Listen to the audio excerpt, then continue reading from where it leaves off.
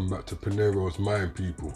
And if you haven't, hit that subscribe button. There's a lot going on and there's a lot you should know. You see everything that's going on over Russia, Ukraine, you know, Biden putting his little 2 pence in and whatnot. And you see the correspondence I've done with the Planet X situation and the footage. Right, I hope you got the point. I hope you got an understanding. This is a very serious video, this one right here. A very serious video. And it goes a bit deep into other things, not just Planet X, okay? It's definitely something that you should look into, people who have interest in what's going on. You understand? So, first off, I'm gonna start off by, you know, this article here. So take a listen to this article. Title of the article: Vatican warns Putin, stop fighting the Anunnaki. And I will read. On Monday, Russian President Vladimir Putin received an unexpected letter authored by Vatican Secretary of State Pietro Parolin, signed by Pope Francis and bearing an imprint of the Pontiff's Holy Seal. The correspondence commanded Putin to immediately cease and desist all hostile actions against Anunnaki across the globe, says former KGB agent Strelnikov Isaac Stepanovich.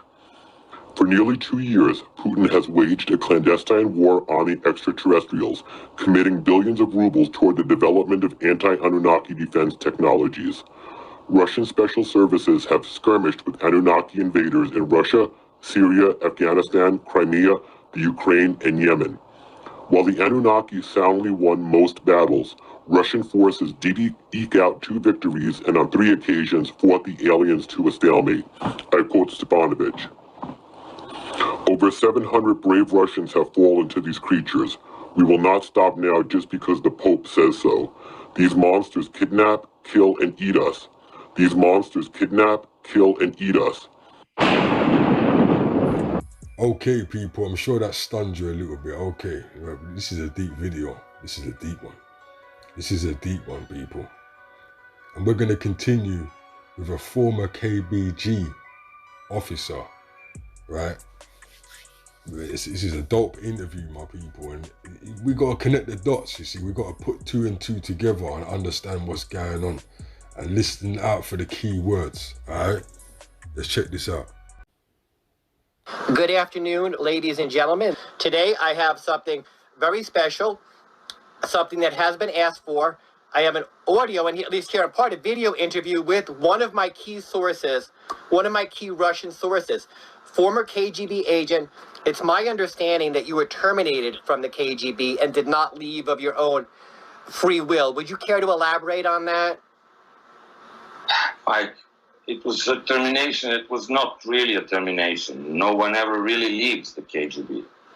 I was relieved of duty because I had learned so much that I was more, useful outside than inside of agency. The way I see it, President Putin wanted me to expose the truths to the world. As an active KGB agent, I could never do that. But officially, free of the agency's grasp, I could disclose sensitive information. It should be obvious that President Putin is protecting me. It would certainly seem so. So just to clarify, President Putin, you believe, is using you as an instrument of disclosure. Why would he not just do it himself? Mike, he cannot present certain issues because he has many enemies. Some topics are too controversial. The fifth column in government and outside world would say that he is like on a wild goose chase in the near abroad, or Syria. In Syria, they would say that we are in Syria not to eliminate the terrorist threat, but to pursue some imaginary enemies from space. Then the Washington Post would say that President Putin has caught some contagious mental illness or disease when President Trump sneezed. Then Moscow Times and the other Russian pro-NATO liberal papers would all scream out, it's a contagion. Putin has gone mad like Trump. The fifth column, could you give us a little more information? Look, some hopeful politicians and journalists and businessmen also are working for the West and would not miss the opportunity. You know, President popularity is great, but his enemies are just waiting for their chance to get him. I'm not the only one, you know. President Putin is using others like me. He wants to disclose information he cannot. Information like what your government calls the Anunnaki threat? Among other things, yes. Let's focus there for a second. To start, can you tell us when your government learned of this race and give us a little background on how Putin determined that they were, shall we say, not very friendly? Sometimes in late 2012, and I cannot remember the exact date, you know, we began receiving intelligence reports of extraterrestrial, extraterrestrials in conflict areas like Syria, Afghanistan, Georgia, Ukraine. You know, many reports surface of extraordinarily tall humanoids, 3 to 5 meters. I'm sure you've heard of the Kandahar giant. That's just one of many. What we learn is that this race of evil ETs will seek out hotspots, places of conflict where they can camouflage themselves within the carnage of war. So they appear at battle sites and take corpses of dead and sometimes abduct the living. These stories go unreported because it is easy to explain as battle-induced acute stress and hallucinations. How convenient. Can Yes. you tell me about Russia's earliest skirmishes with the Anunnaki and the outcome of those engagements? At first, outcome was bad, very bad. We did not know their defense technologies. We received report. We sent Spetsnaz to chase them through vast networks of caves in Syria. We lost many combats there. Our bullets often bounce out of them, you know. And they slaughter our soldiers like pigs in mud. They have plasma-based weapons and also use energy spears to skewer our fighting brothers. We lost maybe 200 men before finding a place in their armor where we can shoot them. A tragic loss of Russia's fighting men. How did your nation discover a weakness in the Anunnaki? Yeah, that's during an engagement. One Anunnaki mistakenly wounded another, and our Russian survivors of this battle captured the wounded beast and took it to Meshgorod. Our top scientists tried to interrogate it, but no luck. We could not understand their language. They speak in chirps and shirts. So if it could understand us, it never let us know. Since interrogation not possible, we do next best things, science. So we exposed the Anunnaki to extreme heat, extreme cold, acid, even Novichok poison. Nothing worked. Finally, after many months, we discovered 2 weaknesses. Acoustic weapons of certain frequencies cause Anunnaki much pain and make them fall to the ground. Also, they can be killed by energy-based weapon like a laser, a 10 kilowatt laser, powerful enough to vaporize a single Anunnaki. And this happened, that test subject died. Unfortunately, these weapons right now are large and must be vehicle-mounted. We are training troops with handheld versions, but right now these are only strong enough to stun the smaller Anunnaki, but certainly not all. Fascinating. Do you know how many encounters have Russian special services had with the Anunnaki? Yes, 7 that I'm aware of. This does not count the recent bombings of Anunnaki enclaves in Syria. You say bombings. Bombs, in my mind, are considered conventional weapons. Yes. Special ordnance developed by Ministry of Defense. I do know technical schematics, but in addition to explosion like a The weapons release energy pulse on detonation that damages Anunnaki brains. Well, if that being said, and if that's true, then Putin should have no problem wiping all the existing Anunnaki off the face of the planet. If only it was so easy. Anunnaki have a unique form of transportation. They use portals which only they can see. They teleport instantaneously from one location to another. If they see the attack coming, they can strike back, and this has happened, or they can vanish through a portal and reappear somewhere else, maybe thousands of miles away. We speculate that the portals are fixed location instead installed by the Anunnaki in previous years. And we have no idea how many of these portals are on the planet. It could be millions for all we know, maybe even back to their homeworld.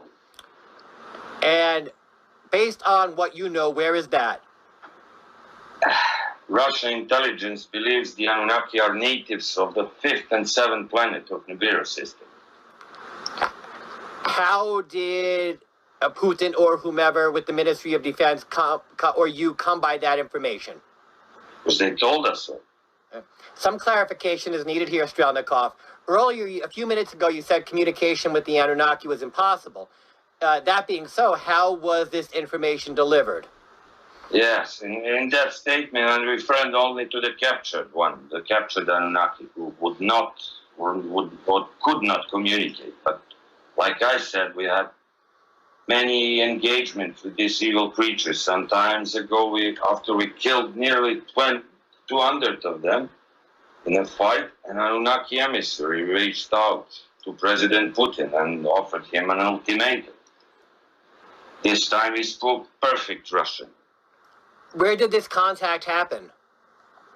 It materialized near Ministry of Defense headquarters and demanded to speak with Putin. Very tall, 4 meters, translucent skin, phasing in and out of existence.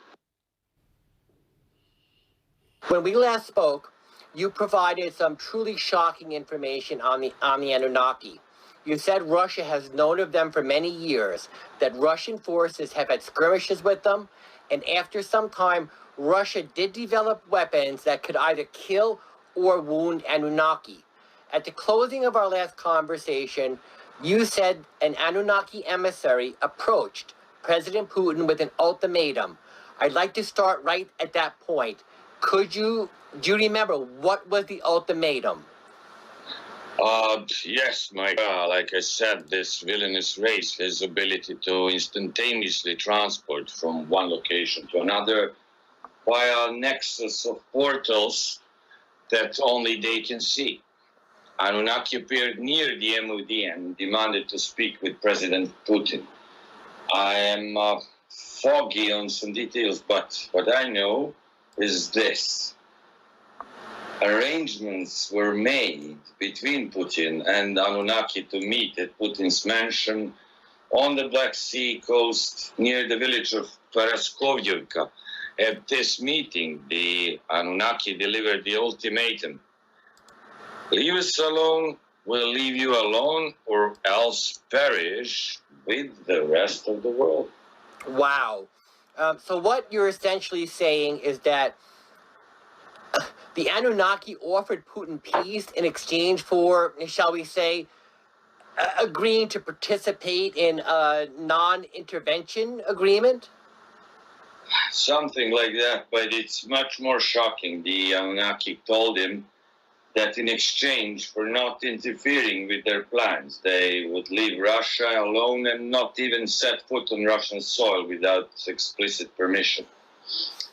The Anunnaki also said they would tell Putin how to survive Nibiru passing through the solar system. On the other hand, if Putin refused to offer the Anunnaki said Russia would be the first to fall and its people would be enslaved and taken as food. Holy smokes. Assuming that to be true, it's hard to imagine why Putin declined such a, being facetious, a generous offer. Wow. Why would Putin deny that? Because Mike Putin does not trust them.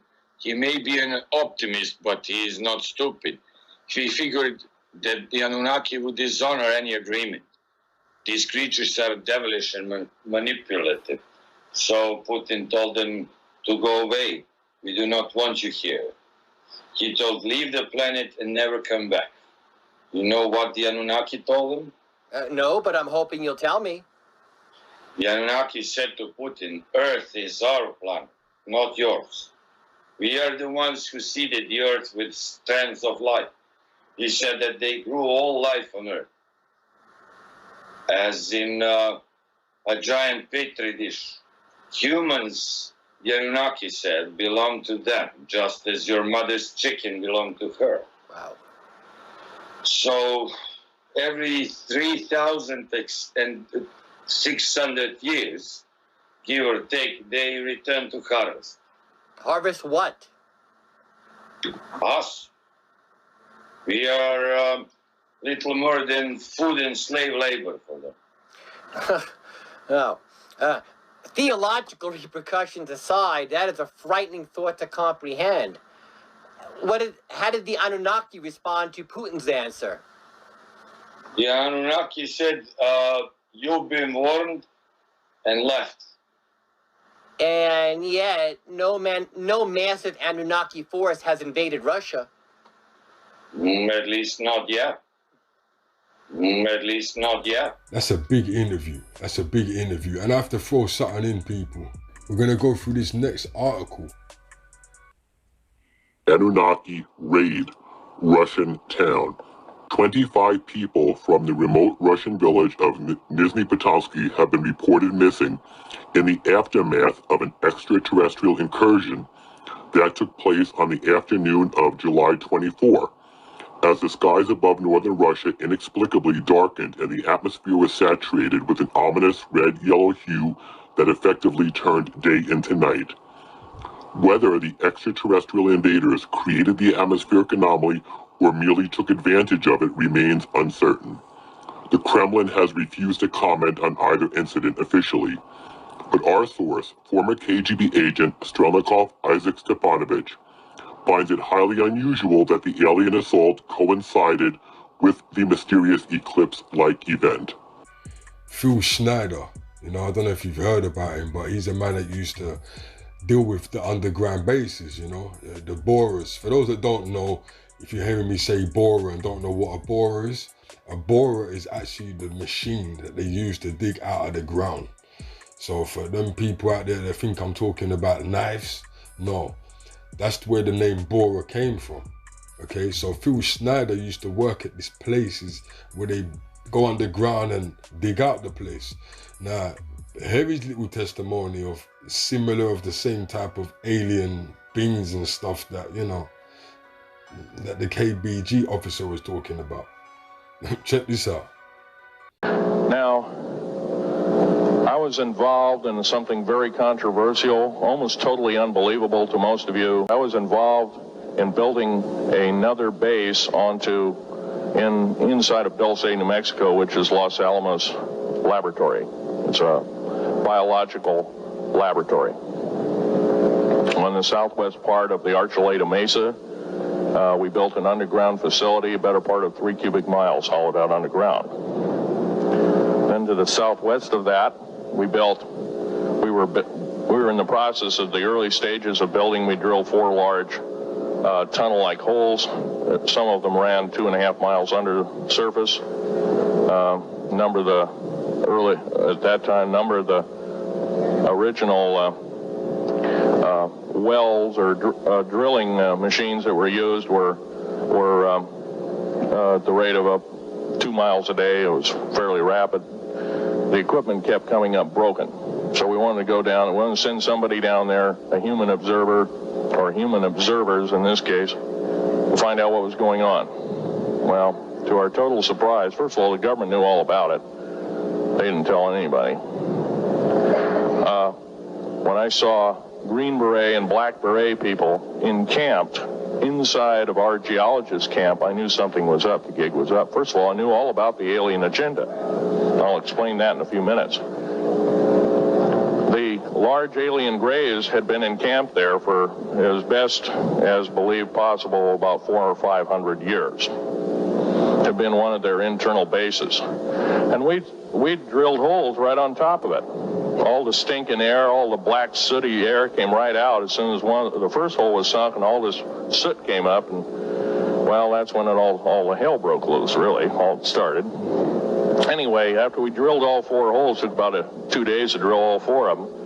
And when you build an underground base, you drill 4 basic holes, and then you build called stopes or cross-member holes across, and then you use blasting equipment and special blasting equipment by the analyzation of the rock formation, and you literally blast out or tunnel out or deflagrate or melt rock out to build the large rooms that are required for this underground base. Well, in this process, I was lowered down the basket of one of these holes, and about from me to this elderly woman here in the front was sitting a 7-foot-tall alien gray. The stench was worse than the worst garbage can you can imagine. The person or the entity was absolutely horrible. I didn't waste any time. I reached for my pistol. At that time, as an engineer, I didn't have time to carry all the folderol of one of these big submachine guns that all the sea spray and the yellow fruit and all the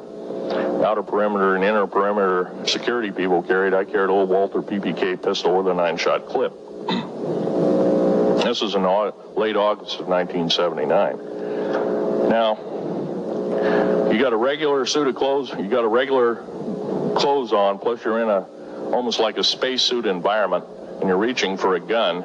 It's not the easiest thing to do, and then to pop a clip in it and start shooting. And I killed 2 of them. Yes, they're mortal, and they do die. However, in the process,